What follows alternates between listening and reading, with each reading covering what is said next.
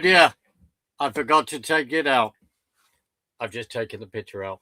I'm not really there, even though I would like to be there. I can tell you that. But I was there a few weeks ago. So that's what we're going to get into it. And just to say thank you so much for joining me on the Southern Report once again. And I'm so delighted to bring on my next guest because I had the privilege to interview him a few months ago. And then I've just had the privilege to meet him in Jerusalem and Israel a few weeks ago when I was over. And my jumpsuit is off. My parachute is packed away, and so is my guest, Matty Zwaig. And we will talk about that because just off camera, it sparks some memories. So we have plenty of things to talk about.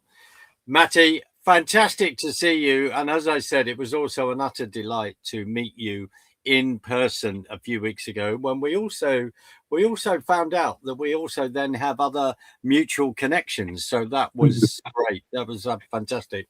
So the beginning of the show brought a few memories back for you as you shared with me that you have actually done, I think, 12 parachute jumps in your militarily and all your training.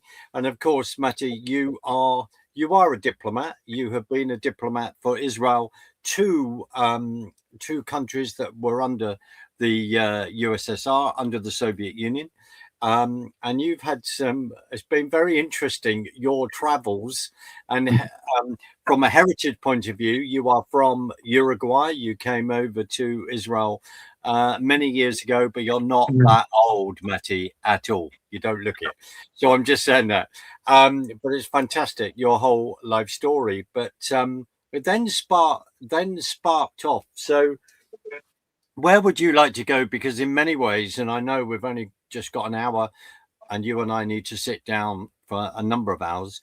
There has been so much going on, because when I met you, the virtually all the hostages have been returned by that point. So could you talk about the mood that's in Israel at the moment, how you see things, and then we could get into a little bit of history.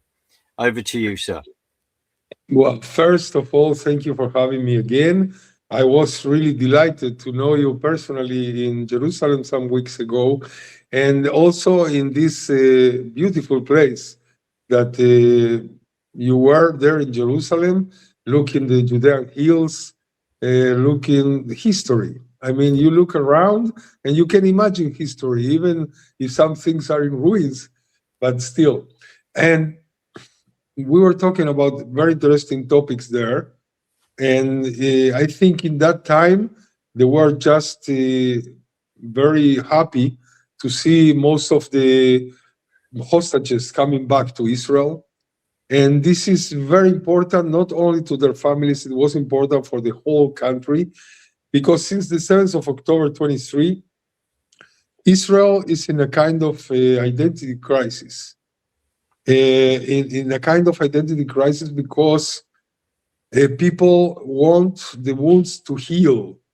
And when I say this, I'm not talking only about the wounded people or the dead people or the hostages coming back. A whole national situation is very complicated. And people think that now we are going to open a phase of healing the wounds, but not completely, because we still didn't have a proper investigation of everything that was happening that sad day. I mean, it was a little investigation in the part of the military. It was almost no investigation about the political responsibility of the political class in Israel. And this is a situation that people don't want to talk about, but every time you touch this thing, people is jumping about. How can it be that they didn't check this or check that, or what happened that day in the military? And it's like we are in a transitional phase, like in Gaza. It's a transitional phase. Nothing is really finished there. And to start a new beginning and continue the growing of Israel as it was in the last at least 30 years, a very big economical growth, and also a growth of national identity and spiritual um, point of view that must be checked again, because many people they're changed the way they became, for instance, between the Jewish people, more religious in the sense of something happened to us and still we cope with this, and we are surviving and we are going further, and we are in some way winning in all fronts, but this is also temporary because enemies they are always trying to rearm, etc. And from the other side, many people that say things are not going to be better. About 140,000 Israelis left Israel in the last 2 years, but half of them already came back. And also immigrants that they almost stopped coming, now they are coming more.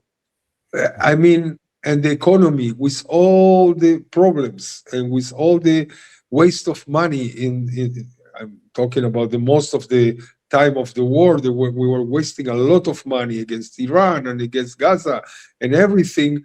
Anyway, the economy is still there, the high tech is still there, and people in general think that the things are going to be better when the introspection of the Israeli society will be finished, having a proper investigation of everything that happened.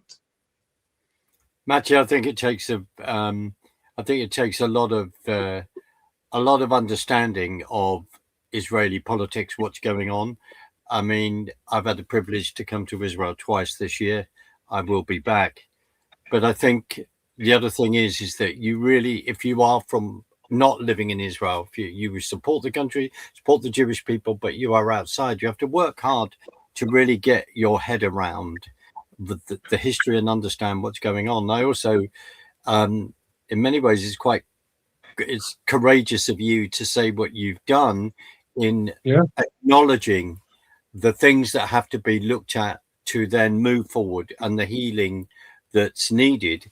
It's very, very interesting what you're saying about the economy, because it has been quite miraculous, to say the least, with all that you've faced. Because the awful what happened on the 7th of October 23, all those appalling events, and the loss of life and the hostages taken, but also then what you've had to deal with Hezbollah, what you've had to deal with in regard to the Houthis, what you've had to deal with Iran, and what you have had to deal with the rest of the world, and the anti-Semitism that has gone through the roof, and all of those issues, and politically, and everyone else thinking that they have an opinion, and the number one opinion going, do you have a right to exist? We can't even believe that we're having to have these discussions. So, Matty, how? What is the way forward here? What is the way forward? When investigations start, do you think, or what do you want to see specifically happening? Well, I'm going to continue what I said before, because it's not only my personal will. I mean, I really want a big investigation committee to check everything and everybody. I mean, from right to center to left, to the military, to the, I mean, there are things that they are really, if it's something is good. Yeah. From what happened in these last 2 years is this: a lot of people unmasked. They pulled down their anti-Semitic masks. I mean, you couldn't believe 2 years ago, even with all the hypocrisy of France or Spain or other countries, that they are going to behave in this way, in an anti-Israel way completely. I'm not talking about liking or not liking Netanyahu. I mean, it was criticism even for some American governments in the past about what is going on in Judea and Samaria, about the need or not the need to build new settlements, or about the threat of annexation. I also very critic of politics that say we are going to annex, and then they shout they are going to annex, and then they don't annex, and then the damage is done. Because or you are doing this or you are not doing this. When you had very high studies like Menachem Begin in his moment, and he annexed officially the Golan Heights to Israel, and he knew all the world is going to shout against this, but he just went and did it. And then the Israeli society has to cope with this and with the world criticism. And then you know what happened after that. Nothing happened. Because people also understand what is from the other side. It was a terrible dictature called Syria, from the father to the son, and now also not stabilized, that this territory, even if you are annexed it or not, you cannot give it back, at least for the next, 50 years. So people, after you do things, they understand. When you do anything and you just shout, I will do this and that, this is only doing more and more damage from the damage that was already done. It was Trump himself that before even he took functions in January 24, that he said, Israel is doing something wrong. I mean, they are right in being angry about what happened on 7th of October, and then all the time they are broadcasting big buildings falling down that everyone in the world thinks is full of young people, children and mothers inside, and it was not the case, because Israel was the only country in the world that said to the local population in Gaza, we are going to bomb there, leave the place. Of course, civilians were killed, but not from this kind of bombardments. This was against the terrorists. And Israel get more and more bad publicity, and then you have all the ones that are putting more and more fuel on this by purpose, like some NGOs from Qatar, or people in all kinds of NGOs in Europe and the United States and the UK, and in general in the world. And then when you say to something today, 2 years after, that you are a proud Zionist, people don't understand. They think Zionist is a bad word. It's something evil, like say Hitlerism or something. And I speak with people, especially in Spanish and in English. And from both sides, it's exactly the same. In Latin America or in East Asia, people say, how can you support Israel? This is a genocidal country. They are killing children. They are eating them in their breakfast. This is so crazy. I live here. Nothing from what is said is happening or is happening. It was a terrible war, but this is all it was, a war. And if we didn't die in big quantities, so sorry. We put shelters, we run to shelters, we have weapons to defend ourselves, thank God. But the war was a war, one attacking the other. It's not the big empire against people with sticks. Yeah. They have a lot of weapons. They are inside civil people, using them as human shields. We know all these stories. They put themselves in tunnels while the civilians were on the surface of the Gaza. So we also learn on the way, fighting against them. We get more sophisticated, and we kill maybe less civilians around the terrorists. But of course it happened. Maybe, I don't know, maybe the numbers are half and half. Maybe there are 60% terrorists and 40% civilians. I don't know, because the rubble is on them at this moment. But they were all the time releasing sums of people. I remember the Turkish published 1 year ago or something after a bombardment that exactly 927 people were killed, 85% of them children and women. 24 hours after nobody knows anything, not the Absolutely. Israelis and not the Palestinians. And this is daily, and this is all the time running and running. So it's very hard. Israel started in the last months to sue people, but this is, I mean, it's a good way to make powerful people fear not to say the truth, but it's not enough. I mean, all the free people of the world, they must unite, not only to defend Israel, to defend democracy and to defend the West. Many countries are losing their battle against impoverishment of their minds. Well, And you I and I, hope this is going to change. yeah, you and I are talking now, a few days after the appalling incident and that happened at Bondi Beach in Australia. Yeah. I've never had the privilege to go to Australia, but we know that that beach is iconic. I mean, it's beautiful, Yeah. and it's way up there, if not out of one or two or three places to go and visit in Australia.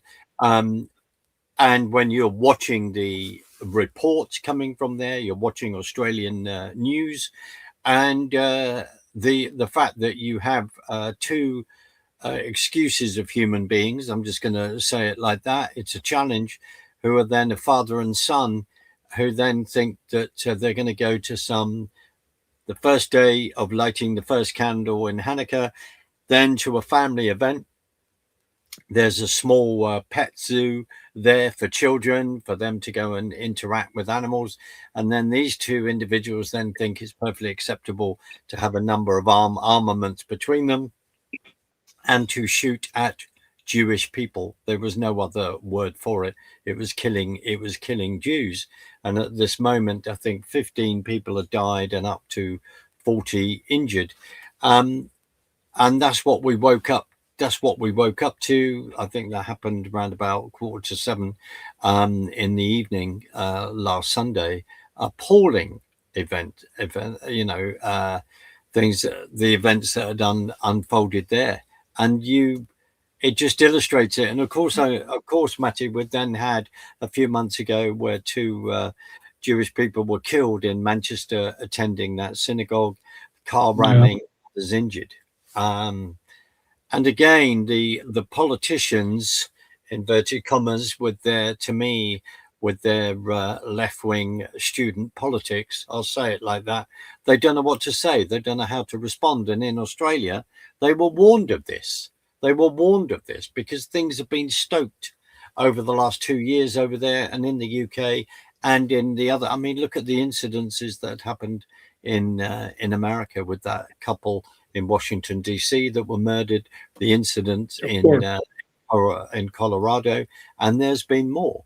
And then just in the last 24 hours, a professor in Brooklyn, a 46-year-old who's a nuclear scientist or teaching there, he was murdered in his apartment. There was that other young woman, I believe, at Brown University in Rhode Island, because she was teaching, at a Jewish school, I think evening, and then she was murdered as well. We could go on. There was someone on the subway in New York over the last 24 hours, and I have friends in New York as well. So it's just unbelievable with what is going on around the world. And when you've just, sorry, I'll be quiet in a minute, but Matty, when you've said about when you're talking in Spanish and then talking in English to different people, and they don't seem to understand the facts, do they, Matty, at all? They don't want,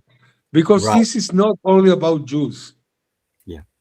This is about Jews in this case that we are talking about. But now, in the world of today, everyone wants to feel comfortable in a kind of thinking that suits me, and truth doesn't matter anymore. Yeah. I have my niche, I have my corner, I have my friends. They all think like me, and that's enough. And people is very frustrated, and I want to respond to your wonderful words, because this is so true, everything you said now. And I was talking some hours after the massacre in Australia with an Australian friend. She's an important person in the Jewish community in Sydney. And she lives 200 meters from the place. She was incapable of talking. I mean, all her entire world was pulling, in pieces. Because she said, I am such a proud Jew and such a proud Australian. Yeah. Yeah. And I see every day how my government, especially in the last 3 years, they have been not inciting themselves, but letting everyone to incite against Jewish, that this was almost, expected. In some moment, this is going to happen because you cannot incite millions of people all the time, not only with anti-Israeli, also with anti-Semitism. And they say, well, it's not me, it's them, I don't care, it's not my problem. And then you got this. The same happened in Argentina. They were inciting and the Iranians preparing terrorist acts. And until today, 30 years after or more, people say, well, it was a Jewish problem. No, it was not a Jewish problem. There are local residents, generations living in that country, giving the best of themselves to that country, and suddenly it's not your problem, it's their problem. This is the biggest problem we have today, this compartmentalization of our life, that everyone think that the only thing that matters is the people that do like to me in Facebook. And some of my relatives, some friends, and that's all. All the rest have nothing to add to my life. And we must educate. We must educate through social media because there is no other media today. I mean, people is not, I mean, they look news in the TV, but very few percentages today. I know young people that they are 24 hours a day closed in a circle of 100 people. So if these 100 people are positive, that's great. And if it's not, it's going to be the next terrorist attack. And this is really, really bad. And also about what happened also in the States is also incredible. Because as in the States today, if you attack a Jewish person, you are attacking a kind of image of Trump supporters, which is not real, but anyway, the same happened in a lot of places. People is justifying anti-Semitism for being anti-someone in their local politics, like in Argentina, if you are against Milei, so it's great to attack Jews because Jews are with Milei. And it's great to attack Jews if you are in Italy because Meloni is with Trump and with Argentina and with Israel. I mean, this is a club that must be hated. And I don't say that everyone is a saint. I don't put everyone in the same bag. I don't think it's all the same. Meloni is not Trump, and it's not Milei, and it's not Bolsonaro, that now he puts a brother to run for presidency, So, but this kind of bipolar world between the just progressists, that they think they understand something and they are supporting jihadist, supremacist Islamists, against the other ones that they support the let's protect ourselves from the danger of immigrants. People is getting very confused.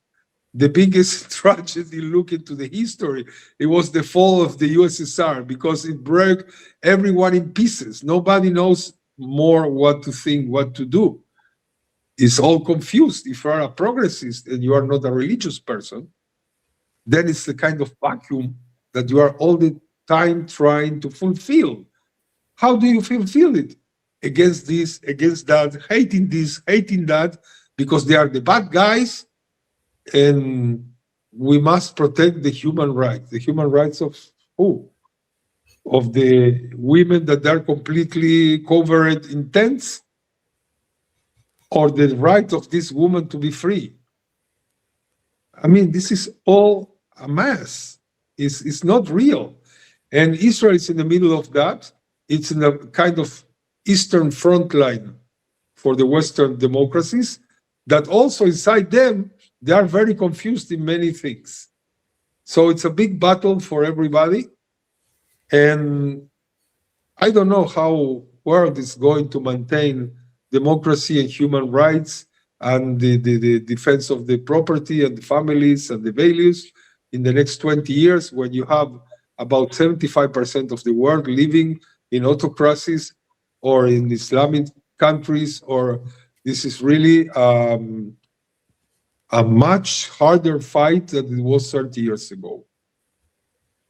And yeah. Sorry, Matty. You've said so much there, and I want to try and unpack some of that in a minute. You've just ended with a very powerful comment, which is it's very different to what it was 30 years ago. And if we go back to Qatar, there are other people a lot cleverer than us, but also they've been looking at Qatar for a long, long time. And people are really, really going down that rabbit hole. We've just had the Doha Forum. I did a program on that with my dear friend John Haller. But Qatar have been investing billions and billions and billions of dollars, haven't they, in the universities and the college system. You look at who attended the Doha Forum; it must have cost them a lot of money to buy those people and bring them over. Tucker Carlson and co. And we look at this, we look at their investment, because as we go back on the 7th of October, literally that night, I think you and I have discussed this, that night, there were protests outside the Israeli embassy in the UK calling for restraint and all this, and Israel hadn't even gone into Gaza. I think 3 weeks later, just over that, within the month, the EU then went in. And then all these Telegram groups that suddenly came alive as Hamas crossed over the border on the 7th of October with all the GoPros and all the filming and all the rest. How this is planned, and also just finally, just to say this, on the one hand, Qatar, who's been financing Hamas, and then look at being the peace brokers and all of this. So as they say in America, you're speaking out of both sides of your mouth as all the time. So this is then that's what has been the big reveal to those of us that are not in universities, for argument's sake.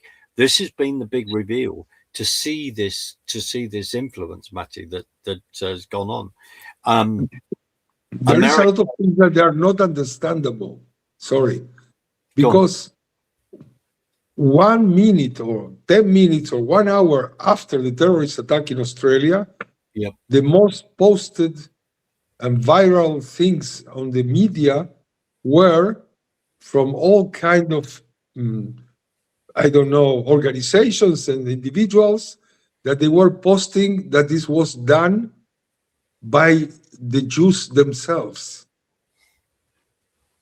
I mean, it was like millions and millions of viral things going around the world with this narrative, because we became narratives, and this is incredible, because what you are saying now, I cannot believe that Christians in the world don't unite to make a kind of defense of League of Christians in the world to help avoiding killings of Christians in Nigeria or in Arab countries or in all kinds of countries in the world, that they are in peril. I mean, did you know that in only 25 years, the populations of Christians in Bethlehem diminished from 80% to 10%, maybe 8%. Yeah. And it's not only because they are doing few children. It is mainly because they are emigrating and selling their houses to people affiliated with the PLO or Hamas, especially Hamas. I know that. They especially buy houses in all this area because they want Christianity to disappear from the Middle East and also the Jews. And What this you is really... Sorry, go. Sorry, Matty. Just finish that. No. I just wanted to say that the perils are very, very big. And there is always action and reaction. And I don't see the reaction. I don't see the reaction when, secular people or Christian people in Sweden, they see what's going on in a lot of cities. And I'm not talking about hating Muslims. I'm talking about not letting Muslim people to take over entire neighborhoods, avoiding even the police to go inside, like Yes. in Malmo and other places, in half of Brussels. I mean, the European Parliament is in Brussels, for God's sake. And this is the most dangerous place today in Europe to go and live freely. How can it be? Nobody's looking at that. I mean, it's strange. It's strange what's going on. And it's not a question of hating anyone, because in a liberal, democratic country with full human rights, you wouldn't have to worry about immigrants if the immigrants wouldn't behave in that way. So, I don't know, in Israel, we talked about this some time ago. You have Sharia judges. We have Sharia judges, but they are only for religious people or for families that really want to go through them. Sharia courts, sorry, for marrying, divorcing, and getting buried in the cemeteries. But besides that, you cannot apply a Sharia law through the parliament. You cannot do that.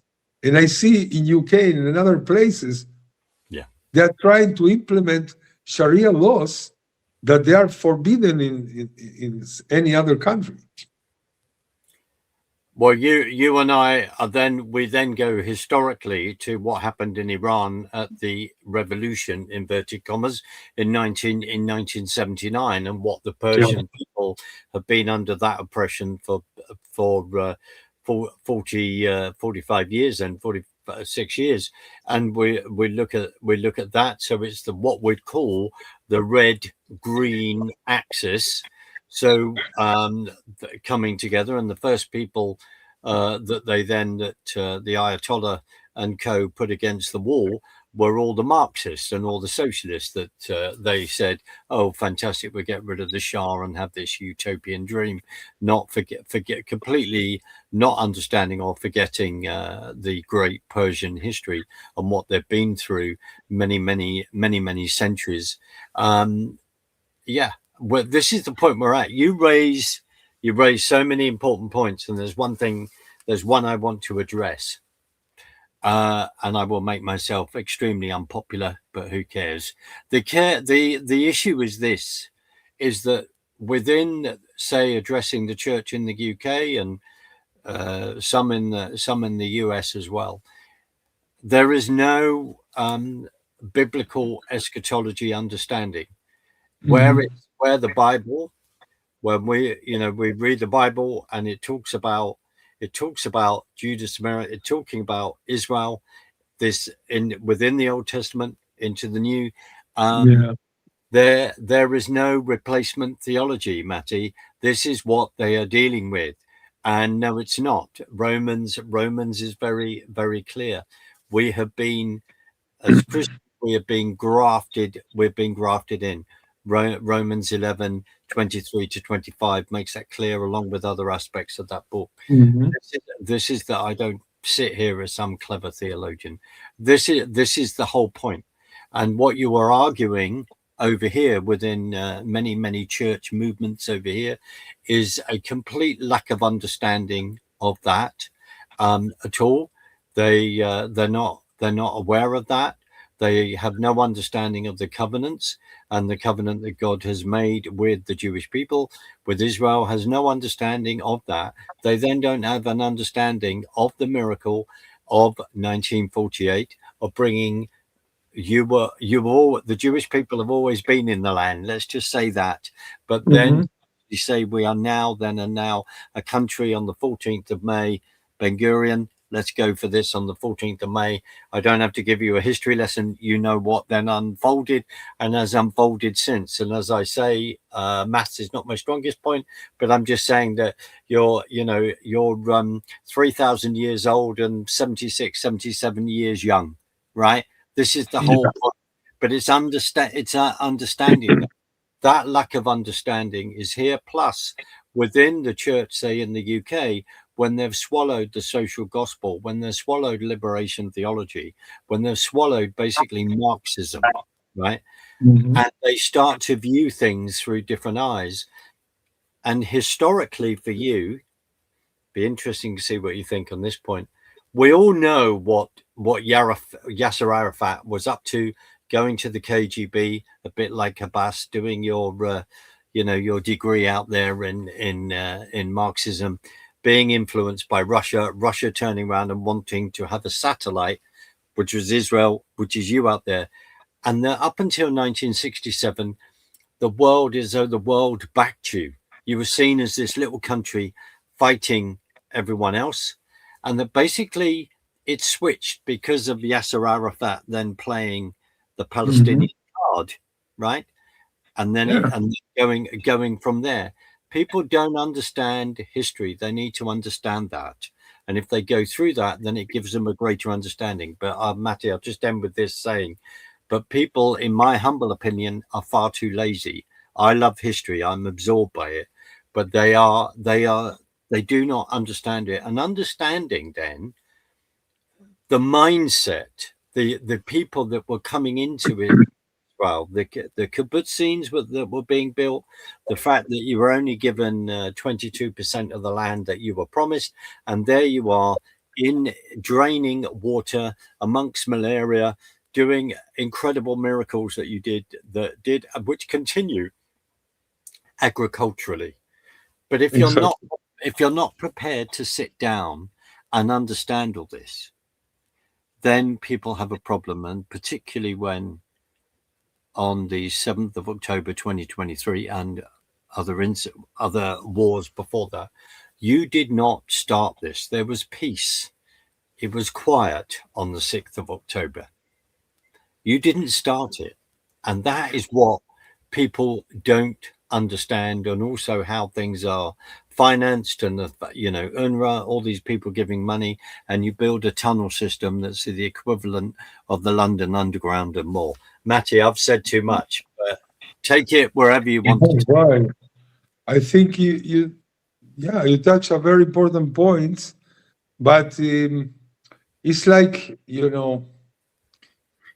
a problematic approach to say, what happened with you? You didn't do anything, and then to blame on ourselves. Yeah. You cannot do that. I mean, you can do that. I mean, we do that also. But I mean, it's very problematic because before the 7th of October, it was also the same prime minister. And it was the same prime minister that was 3 years before and 8 years before. And all the people that now is against the prime minister, they used to work with him. And they used to work as a coalition in the same coalitions from 2009. And then in some point, he, I don't know, he said that we must do a change of concept and a theory that if the Qataris are going to give money to Hamas, they are going to be very quiet, and then we can continue developing ourselves. And they also are going, as usual, to fight with the PA, with the Palestinian Authority. So both they will be weakened. I mean, a wrong conception, because all this money went to build what we saw after that, after March. Yeah. And this is very easy to say that, but you must know that it was, you saw in the last 2 years all these fights about the anterior defense minister, Gallant. All the people say you cannot fire him and you cannot this, and he was standing firm against his concepts, against Bibi's concepts, etc. But some years before that, there was another Minister of Defense called Lieberman. And Avigdor Lieberman, the Russian guy, was the Minister of Defense. And in the moment he saw suitcases going from Qatar to Gaza, he said, thank you, put the kids on the table and left. Nobody did this in the past. He did it because he must be, a very unexpected person in many things, but he was always very clear what he thought. And today, everybody understood that. Because the acceptance of this theory, it was in the right, but it was also in the left. Also, the left say, okay, let's give them money and let's make them Singapore. They will become Singapore. They will build things. They will come also to work in Israel, and then we'll go back with money and everything will be okay, even despite the question that they are extremist religious people. And this didn't happen, and we know why. And we knew who is behind this. Iran militarily and Qatar giving money. But Israel was doing business with Qatar also. And this is something until today, from all the big picture of the geopolitical movements in our neighborhood, which means the Middle East, is something that nobody understands. Because why is not Trump or Netanyahu or other people or other countries giving all their support to the Emirates? The Emirates are okay. They decided that despite the traditional way of life, we're going to develop our country and be a peaceful country and only talk about money and development and not to be in the middle of wars. Why is not Trump going to the Emirates and doing this $100 billion deal? Why is he continue doing this in Qatar? And some people say, okay, but they have a big base there for the United States. He doesn't want to have conflicts with them. But it's something beyond that. And beyond that is the approach of many of the big families in Qatar that they must invest in the West in order to disrupt the West, in order to disrupt all the democratic order and the Western values. So why not to put all their weight on Emirates? I know also about Saudi Arabia. Saudi Arabia wasn't such a nice guy like he's today in the past. And now they are giving from the States a lot of tools to become more modern militarily that is preoccupying a lot of Israelis. Because, in the Middle East, today you have this government, tomorrow you have a different government, but the weapons, they are already in their hands. This is what was happening during 40 years of peace with Egypt. They are not our enemies, but they were changing the way they saw things. They asked Israel to move inside Sinai against the agreements because they have a problem there with terrorism. And the result is we have Egyptian tanks on the Israeli border in the last 2 years. Yep. When before that, we didn't saw them after Cairo and Sinai in 40 years. So this is a dangerous development too. So And many also, things are a mystery. Sorry, and also on the Egyptian border, they were very aware of the tunnels that were being built on the Philadelphia corridor as well. They helped them. Yeah. They held them for corruption. It doesn't matter for which reason, not ideologically, only for money. Because in this way, they were passing all their goods and everything, not only weapons, and they were also charging in this, tax or something on the tunnels. So many people became very, very wealthy because of these deals. And today they are saying, no, we must seal everything because there is no way we are letting one Gazan to go to Egypt because we protect Palestinians. That's what they say. How do you protect Palestinians? Their country, I mean, their territory, Gaza, is completely destroyed in 85%. It will take 20 years to recover, if they start to recover now. Not like the other time, that they recover only to do a new war. And anyway, there are 200, 300, 400,000 people that maybe they want to leave, not to Egypt, maybe to live in Europe, maybe to live in Somalia, maybe to live in Libya or in the Emirates. They have a lot of work there, Saudi Arabia. So why did you don't let them go? Everything is hypocrisy, two double standards, triple standards from everyone, including a lot of European countries, that they are mostly trying to protect themselves for new waves of immigrants. But you cannot do this only through saying Israel is the bad guy. I mean, this is incredible. I mean, only some years ago, we have all these big deals, weapon deals, that they are buying in the last years from Israel. Part of the wealth of the Israeli economy now is because they have more than doubled all the sales in the most modern weapons that they developed to defend themselves first, and then they sold them. You know, Macron, they closed the possibility of Israel of presenting their weapons in some place they have there every year, some market there. And then they put, you know, a stand in another place, some meters from there, and everyone went there. So it was such a stupid thing. The same with all these symbols of anti-Israelism. Like, you know, the biggest reason from the progressists in the Europe to say that they must avoid Israel participating in anything is we didn't let Russia to participate, but we gave Israel to participate, and they're also attacking. You know, no, this is not the truth, because Russia, and I'm not saying who is to blame there or what, they attacked Ukraine. And we were attacked from Hamas. So ban Hamas from Eurovision. Or let all the GTB to go to Gaza to operate, and let's see what happens. So everything is an absurd. And it's also fueled by a lot of NGOs with a big money that someone is giving them.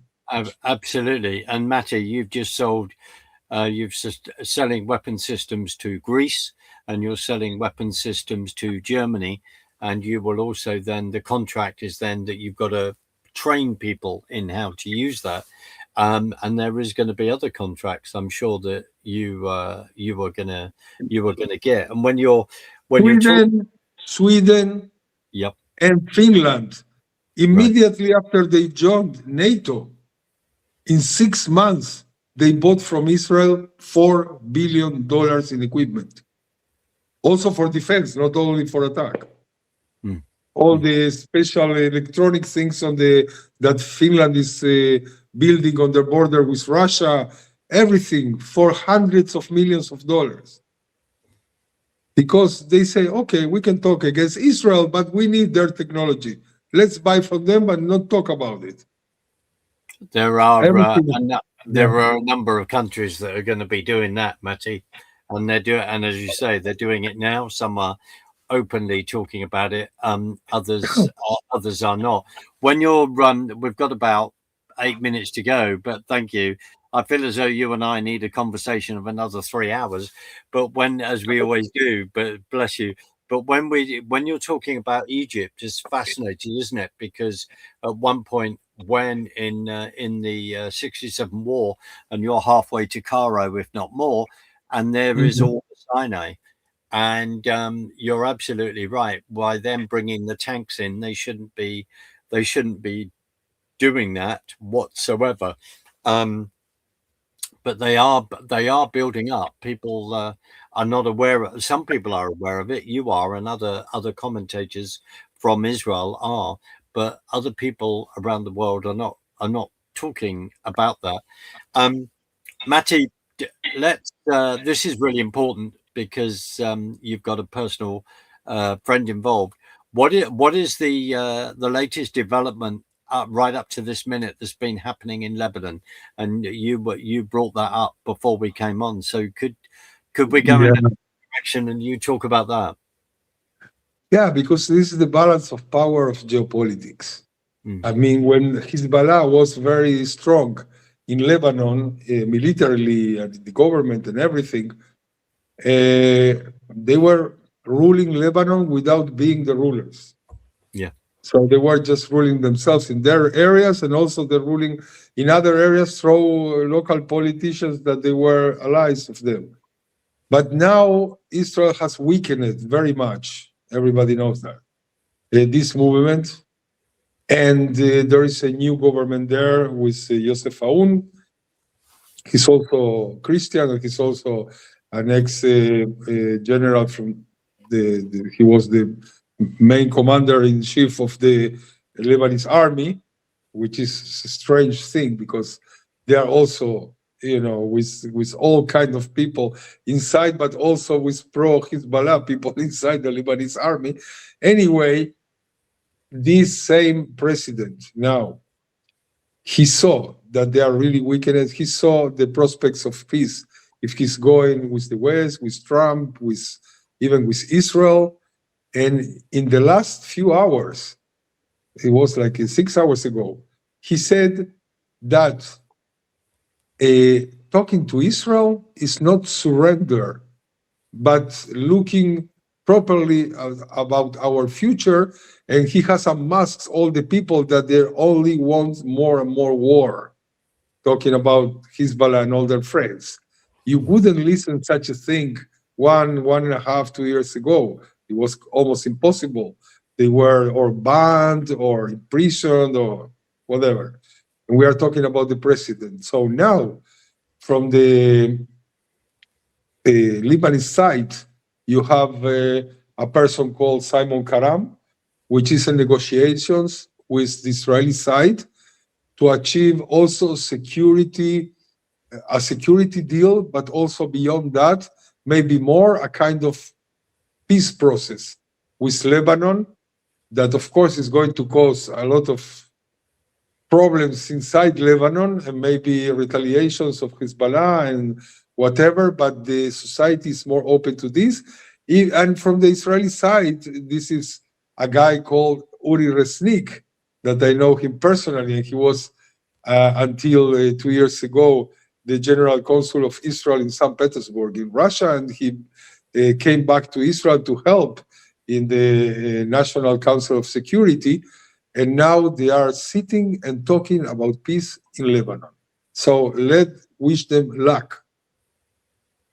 Wow. And of course, we remember what has gone on with Hezbollah and how you've dealt with them. We remember what happened with the whole pager plan there, and how that unfolded in a miraculous way, as well as remembering the war with Iran and the fact that you had drones being set off from inside Iran. It's incredible what goes on your side, sir. It really is.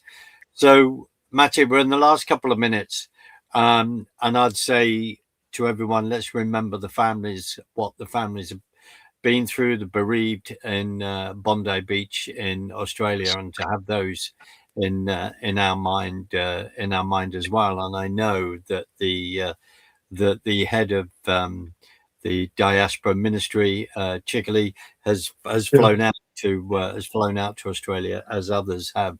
So to remember all those people that have gone in our prayers and support. Matty, in about a minute, is there anything else that you want to just say? I'll just give you the last word, sir. I would say a lot of things, but you don't have time in 1 minute. I would say only that yesterday I am working a lot. I'm working in a business in Tel Aviv. And after that, I was invited, because we are now in Hanukkah, the Feast of Light, an exhibition about designer students in the theme of light, lightning, and bulbs, and all kind of strange things like lights and sculptures and things like that. And this reminds you of all these wonderful people, young people, creative people that we have in Israel that come from all the world, and they have become these special people called the Israelis, that they are a mix of a lot of kinds of people and so much talented, and they always looking forward and always looking to new ideas and to new enterprises. And this warm your heart, because then you are full of optimism about the future. Because in my age, I'm looking about my children and about maybe grandchildren. So I think there is hope, this array of hope, and things are going to change for better. But as usual, we have to be ready for everything all the time. So thank you for being such a friendly person with our beautiful country, wonderful country, and saint country called Israel, saint for Jewish, for Christians, and for a lot of people in the world. And let's have in this Hanukkah, and despite all the problems, a ray of light is shining again. Matty, thank you so much for what you just said and your kind words, but also the words that are inspirational. So thank you, my friend. I'm going to play us out. Thank you. I'm going to play us out. I'll say goodbye to you on the other side, so don't leave yet. But thank you for joining me. And I think we need to do this again soon and catch up.